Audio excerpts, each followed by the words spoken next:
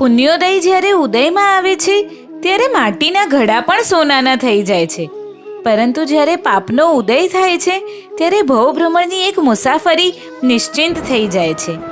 આવી જ ભવોની તડપાવતી, દોડાવતી અને હૂંફાવતી ગુરુદેવની ભવ પરંપરા આપણે જોઈ અને અંતે પાપ કર્મ કઈ કંઠે ભોગવ્યા પછી ફરી ગુરુદેવના એ જીવને માનવ જીવન મળ્યું, જ્યાં પુત્ર પિતા બન્યો અને માતા બહેન બની. પરંતુ 8 વ્યસની એવા ગુણધર રાજાના કાર્યો તો આપણે સૌએ જોયા જ છે અને સાથે જાણ્યા પણ છે. તો હવે તેની ભ્રમણા કેટલા ભાવની થશે કે પુત્ર જન્મ પછી કોઈ પરિવર્તન આવશે એ ગુણધર રાજામાં? વિચાર ઘણા છે, સવાલ પણ ઘણા છે અને સાથે પરિણામ પણ ઘણા છે, પરંતુ જવાબ માત્ર એક જ છે. સંભ્રાદિત્ય મહાકથાનો આ એક આગળનો ભાગ. તો ચાલો પધારો, કર્મફળની આ સફરને આગળ વધારીએ.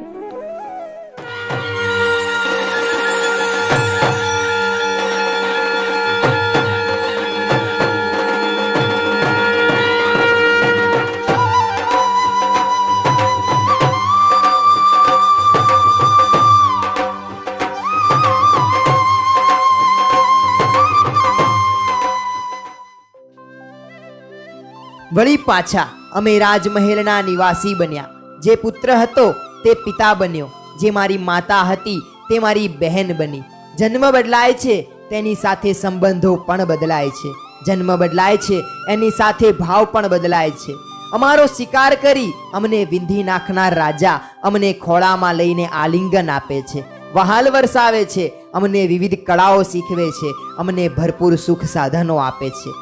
અમે જ્યારે યૌવનમાં આવ્યા ત્યારે રાજાએ વિચાર્યું, રાજકુમારી અભયમતીનો હવે વિવાહ કરું અને કુમાર અભયરુચિને યુવરાજ પદે સ્થાપિત કરું. એમણે અમારી માતાને પોતાનો અભિપ્રાય જણાવ્યો. અમારા પિતા મહારાજાને શિકાર ખૂબ પ્રિય હતો, કારણ કે એમને એમના જીવનમાં ક્યારેય કોઈ મહાત્મા પુરુષનો પરિચય થયો ન હતો, સંપર્ક થયો ન હતો. મહાત્માઓ વિના કોણ આવા પાપમાંથી મુક્ત કરી શકે? એક દિવસ મહારાજા શિકારે નીકળ્યા. નગરની બહાર ઉદ્યાનમાં ગયા. ઉદ્યાનમાંથી એમનો અશ્વ ચાલ્યો જતો હતો અને ત્યાં સામે જ તિલક વૃક્ષની નીચે ધ્યાનસ્થ રહેલા એક મહામુનિને જોયા. મહારાજાની ભૂકુટી ખેંચાણી. મસ્તકે મુંડિત મુનિને રાજાએ અપશુકન માન્યા. મને અપશુકન થયા એમ માનીને એ ગુસ્સે ભરાયા. આજે હું સારો શિકાર નહીં કરી શકું. રાજાએ મહામુનિ ઉપર શિકારી કૂતરાઓ છોડી મૂક્યા. નાના નાના વાઘ જેવા એ કૂતરાઓ ભસતા ભસતા મુનિરાજ પાસે પહોંચ્યા, પરંતુ મુનિરાજના અવગ્રહમાં પ્રવેશ કરતા શિકારી કૂતરા એ જાણે પાડેલા કૂતરા બની ગયા. મુનિરાજના તપ તેજની ઝળહળતી કાંતિ એમના કૂતરા આગળ શાંત થઈ પૂંછડી પટપટાવા લાગ્યા. એટલું જ નહીં, એ શિકારી કૂતરાઓ મુનિરાજને પ્રદક્ષિણા આપવા લાગ્યા. ભૂમિ પર મસ્તક ઢાળીને મુનીશ્વરના ચરણોમાં નમસ્કાર કરવા લાગ્યા. રાજા સ્તબ્ધ બનીને ઊભો ઊભો આ દ્રશ્ય જુએ છે. જીવનમાં આવો અનુભવ એમને પહેલો વહેલો જ થયો હતો. જંગલમાં વરુ અને ચિતાઓને ફાડી ખાનાર આવા રાક્ષસી કૂતરાઓ જેમના સાનિધ્ય માત્રથી ઉપશાંત બની મુનીશ્વરના ચરણોમાં નમી પડે એ નાનું સૂનું આશ્ચર્ય ન હતું. એ ક્રોધ ઉપર ક્ષમાનો વિજય હતો, એ વેર ઉપર ઉપશમનો વિજય હતો. મુનીશ્વર તો ધ્યાનસ્થ હતા, ન તેમણે પોતાની દ્રષ્ટિ ઊંચી કરી હતી કે ના એક પણ શબ્દનું ઉચ્ચારણ કર્યું હતું. જે મુનીશ્વરને રાજાએ અપશુકન રૂપ માન્યા હતા તે મુનીશ્વર અચિંત્ય પ્રભાવશાળી જોયા. રાજાનું મસ્તક શરમથી ઝૂકી ગયું અને તેને વિચાર આવ્યો, ખરેખર આ કૂતરાઓમાં મનુષ્યનું હૃદય છે, જ્યારે મારામાં કૂતરાનું હૃદય છે. અરે રે, હું કેવો અધમ કે આવા મહામુનિને મારી નાખવા તેમના ઉપર શિકારી કૂતરા છોડી દીધા. રાજાના હૃદયમાં પશ્ચાતાપ થવા લાગ્યો. તે હજુ અશ્વારૂઢ હતો. ત્યાં નગરમાંથી શ્રેષ્ઠી પુત્ર અર્હદત્ત ત્યાં જઈ પહોંચ્યો. અર્હદત્ત રાજા ગુણધરનો બાલ્યકાળનો મિત્ર હતો.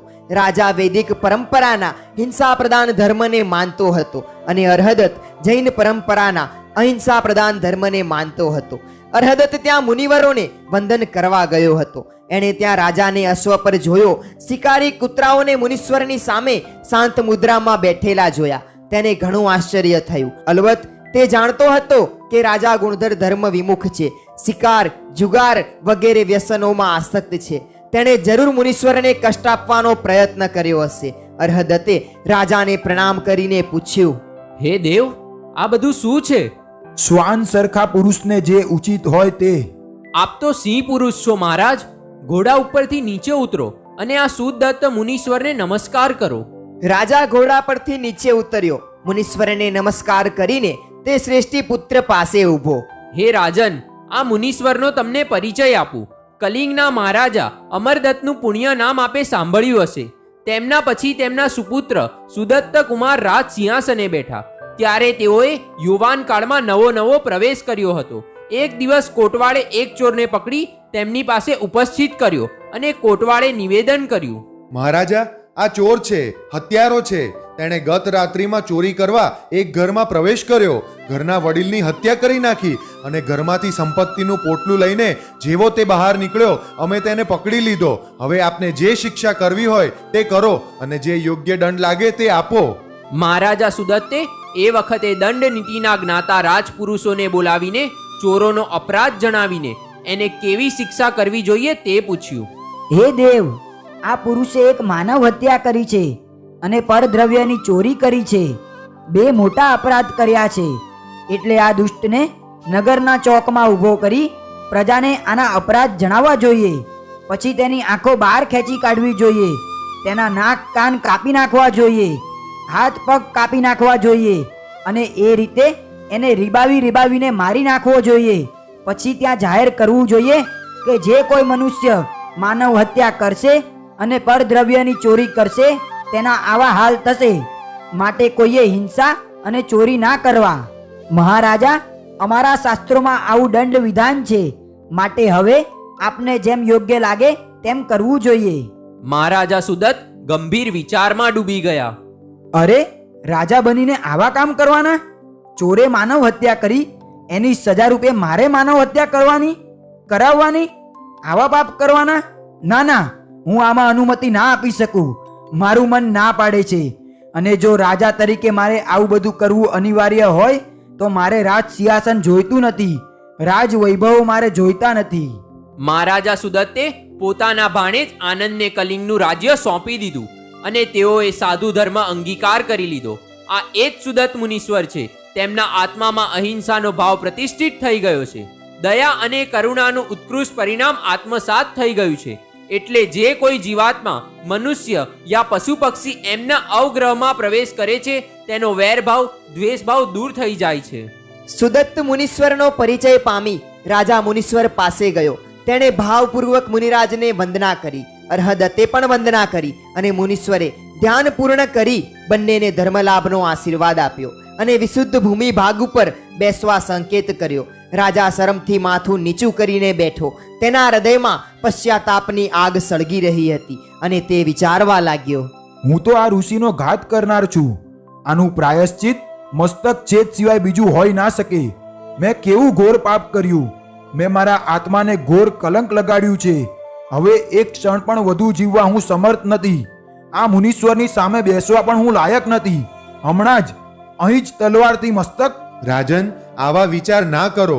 તમે જે રીતે પ્રાયશ્ચિત કરવાનું વિચાર્યું તેવું પ્રાયશ્ચિત આ વિષયમાં હોતું નથી. જ્ઞાની પુરુષો આત્મઘાત કરવાની સ્પષ્ટ ના પાડે છે.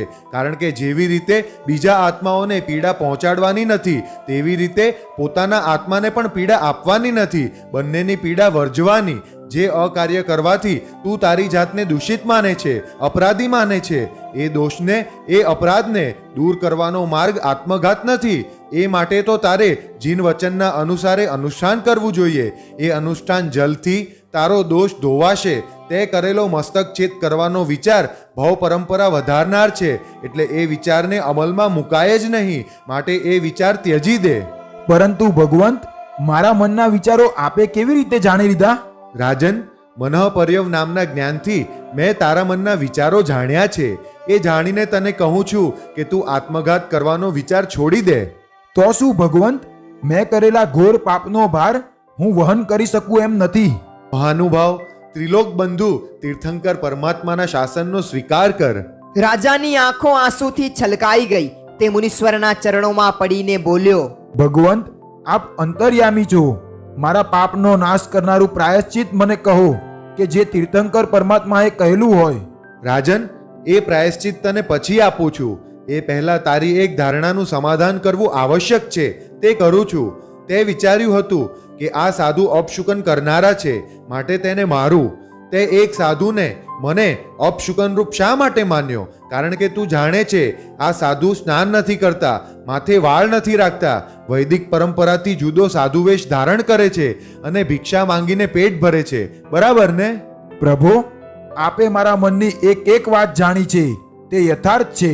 રાજન, પહેલી વાત તને સમજાવું છું કે સાધુ સ્નાન કેમ નથી કરતા. અલબત્ત સ્નાન કરવાથી અલ્પ સમય માટે શરીર ચોખ્ખું રહે છે, પરંતુ તેનાથી દેહાભિમાન થાય છે, દેહરાગ દ્રઢ થાય છે.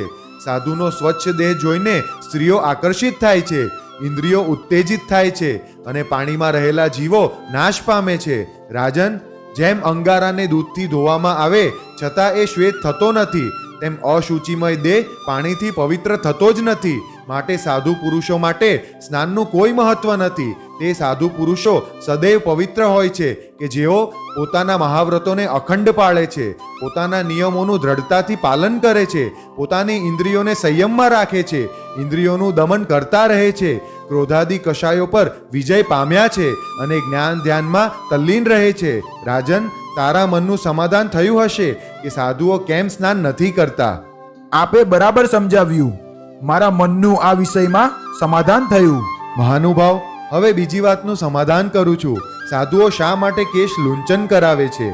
શા માટે મસ્તક પર કેશ સમૂહ નથી રાખતા? કારણ કે સાધુઓના માથે જો કેશ હોય તો તેમાં જૂ પડવાની સંભાવના રહે છે. સાધુઓને સ્નાન કરવાનું ના હોવાથી વાળ પસીનાવાળા અને ધૂળવાળા થાય, તેમાં જૂ પડે પછી તેની વિરાધના થાય. બીજું કારણ કે શરીર શોભાનું. માથાના વાળ શરીરની મોટી શોભા હોય છે. સાધુએ શરીર શોભા કરવાની નથી, તેણે દેહાશક્તિ તોડવાની હોય છે, એટલે તેઓ માથે મુંડિત હોય છે. તીર્થંકર ભગવંતોએ આવા મુંડિત મસ્તકવાળા સાધુઓને મંગળ રૂપ કહ્યા છે, કલ્યાણકારી કહ્યા છે. રાજન, તમારા મનનું સમાધાન થયું હશે? હા ભગવંત, દેહાધ્યાસને ત્યજી દેનારા સાધુઓને મસ્તકે વાળ રાખવાનું કોઈ પ્રયોજન નથી. મહાનુભાવ, હવે ત્રીજી વાતનું સમાધાન કરું છું. અમે શા માટે શ્વેત વસ્ત્રો પહેરીએ છીએ? તે આજ દિન સુધી ગેરુઆ રંગના વસ્ત્ર પહેરનારા યોગી સંન્યાસી જોયા છે. આવો શ્વેત સાધુવેશ તે સર્વપ્રથમ જોયો ને? તદ્દન સાચી વાત કહી ભગવંત. મેં પહેલી જ વાર તીર્થંકર શાસનના સાધુ જોયા છે આજે. એટલે તને અપશુકન લાગ્યા, પરંતુ આ સાધુવેશ ઉચિત છે, કારણ કે શ્વેત વસ્ત્ર સુલભ હોય છે, તેને રંગાવાનો આરંભ કરવો પડતો નથી. બીજું કારણ છે ભાવાત્મક. પરમાત્માનું ધ્યાન શ્વેત રંગમાં કરવાનું હોય છે.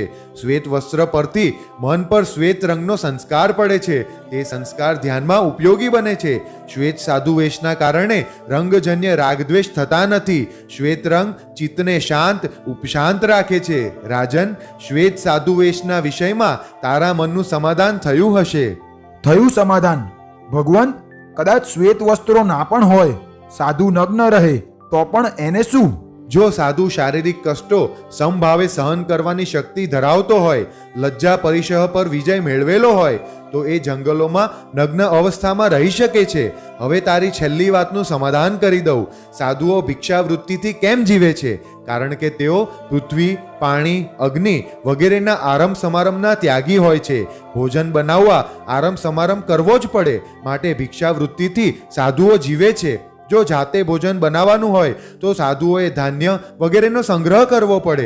સાધુઓથી સંગ્રહ કરાય જ નહીં. જો સંગ્રહ કરે તો એના પર મમત્વ થાય. પર પૂતગલ ઉપર મમત્વ બંધાય તો સાધુતા વ્યર્થ જાય. સાધુએ મમત્વ રહિત થવાનું હોય છે.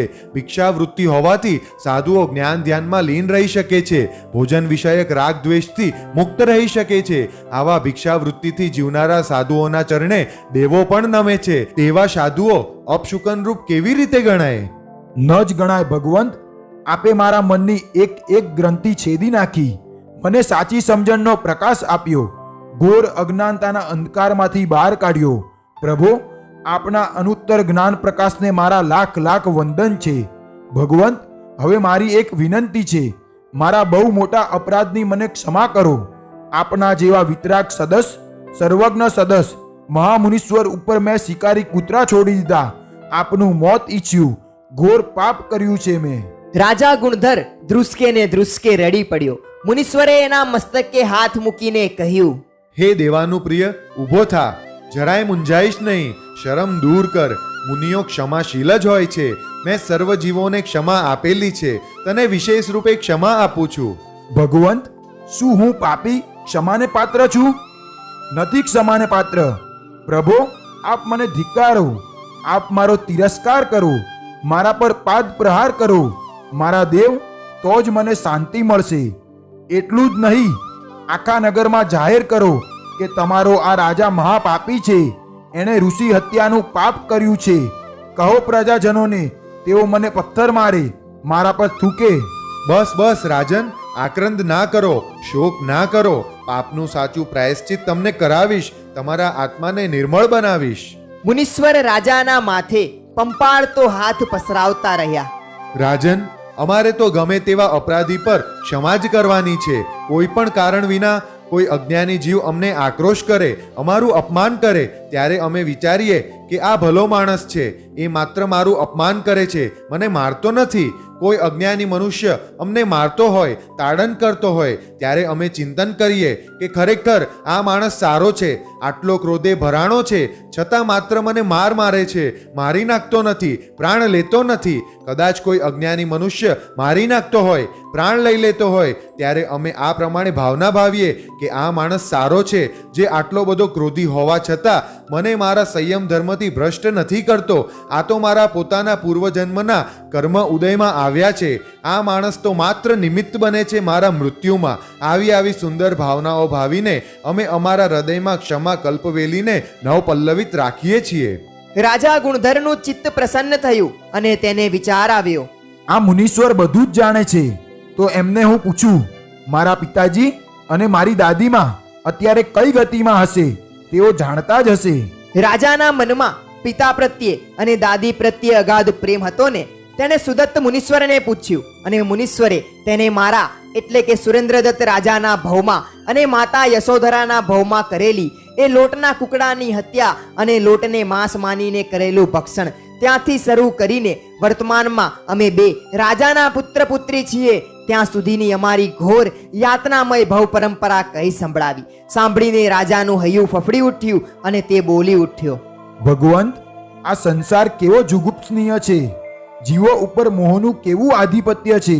કેવો દંભ, કેવું કપટ, કેવી માયા અને સ્નેહી સ્વજનને પણ હણી નાખવાની કેવી નિર્દયતા, ક્રૂરતા!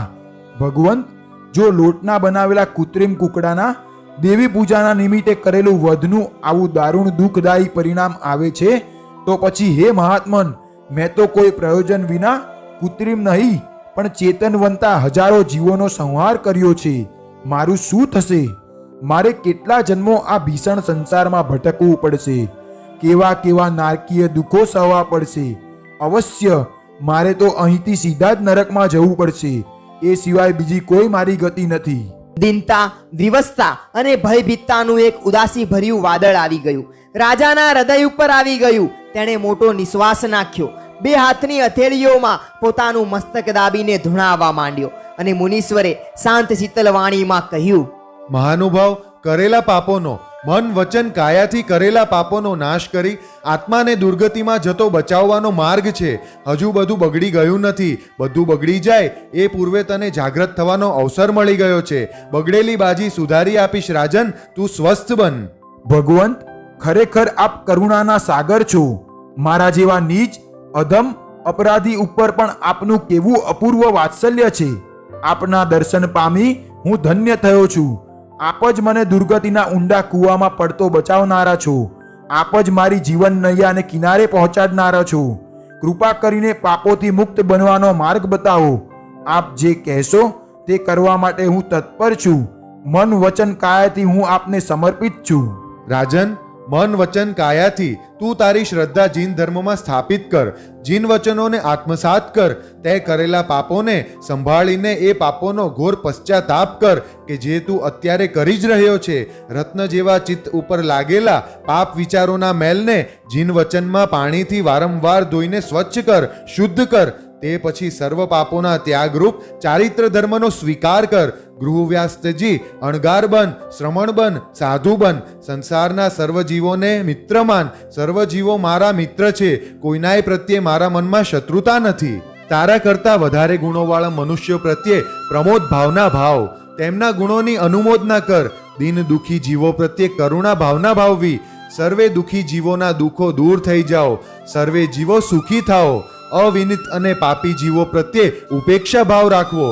તેમનામાં ના રાગ રાખવો કે ના દ્વેષ કરવો. રાજન, તારા હૃદયમાં ચારિત્ર ધર્મનો સ્વીકાર કરવાની ભાવના જાગૃત થયા પછી તારો પ્રમાદ દૂર થઈ જશે. તારા હૃદયમાં વૈરાગ્યનું ઝરણું વહેવા લાગશે અને તું ચારિત્ર ધર્મનો સ્વીકાર કરી નિરતિચાર ચારિત્રનું પાલન કરીશ. તેથી તારા પૂર્વોપાર્જિત કર્મો નાશ પામી જશે.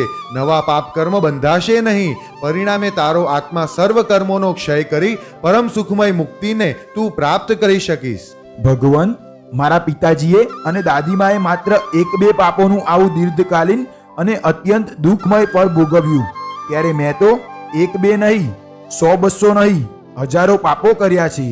એથી અનંત અનંત પાપ કર્મ બાંધ્યા છે. શું નરક વગેરે દુર્ગતિઓમાં તેના ફળ ભોગવ્યા વિના મને મુક્તિ મળી શકશે? કેવી રીતે મળશે પ્રભુ? અને હું માનું પણ છું મારે નરકમાં ઘોર દુઃખો સહવા જોઈએ, કારણ કે મેં બીજા જીવોને એવા દુઃખ આપ્યા છે. મહાનુભાવ, ચારિત્ર ધર્મથી ભાવિત આત્મા માટે કંઈ જ અશક્ય નથી. પાપોનો પ્રતિકાર કરવાથી પાપોનો નાશ કરી શકાય છે. ગમે તેવું ઝેર ચઢ્યું હોય મનુષ્યને, પરંતુ તેનો પ્રતિકાર કરવામાં આવે તો ઝેર ઉતારી શકાય. ભલે ને કાલકૂટ ઝેર હોય કે તાલપૂટ ઝેર હોય. તેવી રીતે અનાદિકાળથી જીવે અનંત પાપ કર્મો બાંધ્યા હોય, પરંતુ જો એ ચારિત્ર ધર્મથી એ પાપોનો પ્રતિકાર કરે તો એના અનંત પાપો નાશ પામી જાય છે. તો પછી એક ભવમાં કરેલા પાપોનો નાશ કરવો કઈ મોટી વાત છે? ભગવંત, ચારિત્ર ધર્મમાં આટલી બધી શક્તિ છે? ઘોરાથી ઘોર પાપોનો પણ એ નાશ કરી શકે છે? પ્રભુ, એવા મહાન ચારિત્ર ધર્મના પરિણામ કેવા હોય? અધ્યવસાયો, વિચારો કેવા હોય? તે કૃપા કરીને બતાવો. રાજન, સમ્યક જ્ઞાનના પ્રકાશમાં દોષોને, હિંસાદી પાપોને જાણવા, એ દોષોને, પાપોને ટાળવાની ઈચ્છા જાગૃત કરવી, પછી એ દોષોને ટાળવાનો પુરુષાર્થ કરવો. જો મનુષ્ય હિંસાદી પાપોને જાણે નહીં, એ પાપોને ટાળવાની ઈચ્છા જાગે નહીં અને પુરુષાર્થ કરવા તત્પર ના બને તો એ ચારિત્ર ધર્મ સ્વીકારી જ ના શકે અને પાપો દૂર થાય જ નહીં. કેવા જ્ઞાની છે આ મુનીશ્વર! જ્ઞાનનો રત્ન દીપક છે એમની પાસે. જેમ રત્ન દીપક ક્યારેય બુઝાતો નથી, તેમ આ મુનીશ્વરનો જ્ઞાન દીપક ક્યારેય બુઝાય એવો નથી. જે કોઈ જીવ એમના ચરણોમાં સમર્પિત બને તે અવશ્ય જ્ઞાનનો પ્રકાશ પામે. જ્ઞાનના પ્રકાશમાં એ જીવ પોતાનું આત્મઘર જોઈ શકે, તેમાં બાજેલા અસંખ્ય પાપોના ઝાડા જોઈ શકે. તેને દૂર કરવાની એને ઈચ્છા જાગે જ. પછી એ દોષોને, એ પાપોને દૂર કરવાની વાત સ્વાધીન બને. ખરેખર આવા જ્ઞાની ધ્યાની, નિસ્વાર્થ અને મહાસંયમી મુનીશ્વરનો સમાગમ થવો દુર્લભ જ હોય છે. એવો દુર્લભ સમાગમ મને થઈ ગયો. હું ધન્ય બની ગયો. અપકારી ઉપર ઉપકાર કરનારા આવા મહાપુરુષ દુનિયામાં મળવા દુર્લભ હોય છે. મેં તેઓના ઉપર ઓછો અપકાર કર્યો છે, છતાં તેઓએ મારા ઉપર કેવો મહાન ઉપકાર કર્યો. જીવન પર્યંત તેઓનો ઉપકાર ભૂલી શકાય એમ નથી. મને તેઓ શ્રી ચારિત્ર ધર્મ આપવા તૈયાર છે, મારા જેવા શિકારીને અને જુગારીને.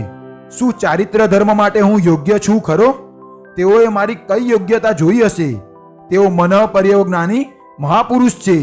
મારી આંતરિક સ્થિતિને તેઓ સુપેરે જાણી શકે છે અને ખરેખર તેઓ મને ચારિત્ર ધર્મ માટે યોગ્ય માનતા હોય અને મને ચારિત્ર ધર્મ આપે તો હું સાચા હૃદયથી ચારિત્ર ધર્મનું પાલન કરીશ.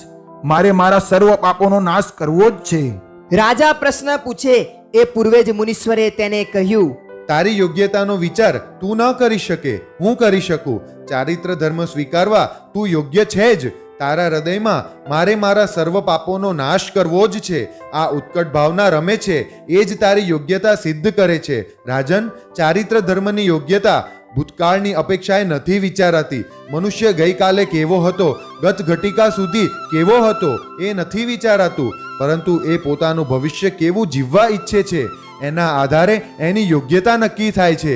રાજન, ચારિત્ર ધર્મ સ્વીકારીને તું તારા પાપોનો નાશ કરવાનો પ્રચંડ પુરુષાર્થ કરવા ઈચ્છે છે. એ જ તારી યોગ્યતા છે.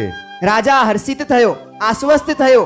રાજાએ ઉદ્યાનમાં જ મહામંત્રીને મંત્રીમંડળ સાથે બોલાવ્યા. રાજાએ તેમને કહ્યું, મહામંત્રી અને અન્ય મંત્રીઓ, હું ગૃહવાસથી વિરક્ત થયો છું. મારે મારા આત્માને પાપોથી મુક્ત કરવો છે અને તે માટે આ અંતર્યામી મુનીશ્વર પાસે હું ચારિત્ર ધર્મ અંગીકાર કરીશ. માટે તમે અભય રુચિ કુમારનો રાજ્યાભિષેક કરજો. રાજ્યાભિષેક એના સારા મુહૂર્તે કરજો. હું તો આજે જ ચારિત્ર ધર્મ અંગીકાર કરીશ. હવે હું મહેલમાં આવવાનો નથી. મંત્રીઓને કલ્પના જ ન હતી કે રાજા ગુણધર દીક્ષા લેશે. શિકાર અને જુગારમાં આસક્ત રાજા સાધુ બને એ વાત તેઓ માની શકતા ન હતા. પરંતુ મહારાજાએ બહુ જ સ્પષ્ટ શબ્દોમાં પોતાનો અભિપ્રાય જણાવી દીધો હતો. રાજપુરુષો દ્વારા રાજમહેલમાં આ વાત પહોંચી. પહેલા મેં જ આ વાત સાંભળી, કારણ કે રાજપુરુષોએ સર્વપ્રથમ મને જ કહ્યું હતું કે મહારાજાએ આપનો રાજ્યાભિષેક કરવાની મંત્રીમંડળને આજ્ઞા કરી છે. મહારાજા સ્વયં ચારિત્ર ધર્મ અંગીકાર કરવા તત્પર બન્યા છે. મેં આ વાત મારી બહેન અભયમતીને કહી. તેને પણ આશ્ચર્ય થયું. અમે બંને પગે ચાલીને મહારાજાની પાસે પહોંચ્યા. વાત અંતઃપુરમાં રાણીઓને જાણવા મળી. ગીત અને સંગીત બંધ થઈ ગયું. રાણીઓ સ્નેહથી કાતર બની ગઈ, ભયથી વિહળ બની ગઈ અને આઘાતથી હતપ્રદ થઈ ગઈ. કરુણ રુદન કરવા લાગી અને રાજમહેલમાંથી નીકળી પગપાળા ઉદ્યાન તરફ ચાલવા લાગી. મહારાજા ગુણધર શિકાર કરવા નીકળ્યા હતા, એટલે માથે મુગટ ન હતો, હાથ પર બાજુબંધ ન હતા, ગળામાં રત્નોનો હાર ન હતો. સાવ સામાન્ય વસ્ત્રોમાં તેઓ મુનીશ્વરની પાસે બેઠા હતા. શિકાર માટેના શસ્ત્રો તેમણે અશ્વ પર મૂકી દીધા હતા. રાણીઓએ ત્યાં આવીને મહારાજાને પ્રણામ કરી તેઓનો જય જયકાર કર્યો. મહારાજાએ વિરક્ત ભાવે રાણીઓ સામે જોયું અને ઈસત સ્નેહ પ્રદર્શિત કરતા વદનને નમાવ્યું અને મુખ્ય રાણી નિરંજનાએ કહ્યું, સ્વામીનાથ, આપ ઊંડી ચિંતામાં ડૂબી ગયેલા દેખાવ છો. જાણે કે સિંહ પાંજરામાં પુરાઈ ગયો હોય એવી આપની અવસ્થા દેખાય છે. બધી રાણીઓ યોગ્ય સ્થાને બેસી ગઈ. હું અને મારી બહેન પણ ઉચિત જગ્યાએ બેસી ગયા. મહારાજાએ ત્યાં જ મુનીશ્વર પાસેથી સાંભળેલી અમારી પૂર્વજન્મોની કરુણ કથની કહી સંભળાવી. અમે ભાઈ બહેન આશ્ચર્યમાં ગરકાવ થઈ ગયા. અમારું હૃદય ફફડી ઉઠ્યું. અંતઃપુરની સર્વ રાણીઓ પણ સ્તબ્ધ બની ગઈ. તેઓ નૈનાવલીના વિચારમાં ડૂબી અને ત્યાં અમને ભાઈ બહેનને જાતિ સ્મરણ જ્ઞાન પ્રગટ થયું. અમે અમારા પૂર્વ ભવોને જોયા. જે પ્રમાણે મુનીશ્વરે અમારા ભવોનું વર્ણન કર્યું હતું તે જ પ્રમાણે ભવોને જોયા. અમને મૂર્છા આવી અને ધરતી પર ઢળી પડ્યા.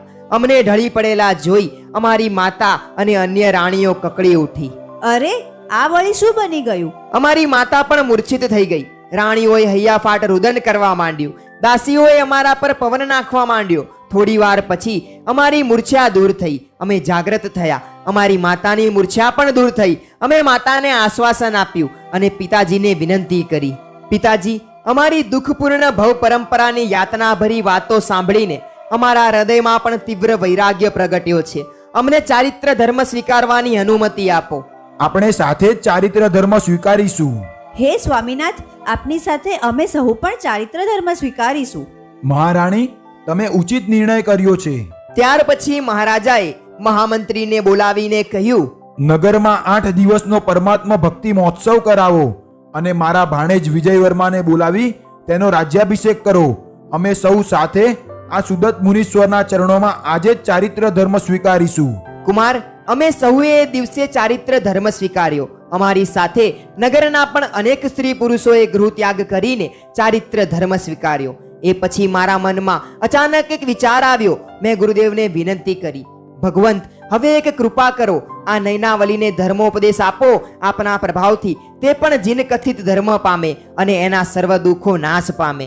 વત્સ, દુઃખી જીવ પર ભલે તે અપરાધી હોય, કરુણા જાગવી એ તારા આત્માની ઉત્તમતા છે. પરંતુ હે સૌમ્ય, નૈનાવલીને ધર્મનો ઉપદેશ આપવાનો કોઈ અર્થ નથી. પરંતુ શા માટે પ્રભુ? એણે એટલા બધા પાપ કર્યા છે. તીવ્ર ભાવે પાપ કરીને તેણે ત્રીજી નરકમાં જવાનું આયુષ્ય કર્મ બાંધી લીધું છે. તેને ત્રીજી નરકમાં જવું જ પડશે. ત્યાંના ઘોર દુઃખો અસંખ્ય વર્ષો સુધી ભોગવવા જ પડશે. ભગવંત, છતાં જો એ જીન ધર્મને પામે તો નરકમાંથી નીકળ્યા પછી પણ એ એના આત્માને શુદ્ધ કરી શકે ને? વત્સ, પરંતુ હું ગમે તેટલો ધર્મોપદેશ એને આપું છતાં તેને જીન ધર્મ નહીં રૂચે. એ મહામોહથી મૂઢ બનેલી છે, માટે એ ઉપદેશને પાત્ર નથી રહી. મારી આંખો ભીની થઈ ગઈ. નૈનાવલીનું ભવિષ્ય જાણીને મુનીશ્વરે કહ્યું, વત્સ, હવે એ નૈનાવલી ઉપર સ્નેહરાગ ના રહેવો જોઈએ. રાગનું બંધન તોડ, એનો વિચાર પણ કરવાનો નથી. તમારે સૌએ દુર્લભ ચારિત્ર ધર્મ પામીને હવે સારી રીતે તેનું પાલન કરવાનું છે. અમે બંને ભાઈ બહેને ચારિત્ર ધર્મનું નિર્તિચાર પાલન કર્યું. જ્યારે અંતિમ કાળ નજીક જાણ્યો ત્યારે વિધિપૂર્વક અંતિમ આરાધના કરીને કાળ ધર્મ પામ્યા. અમે બંને દેવલોકમાં ઉત્પન્ન થયા.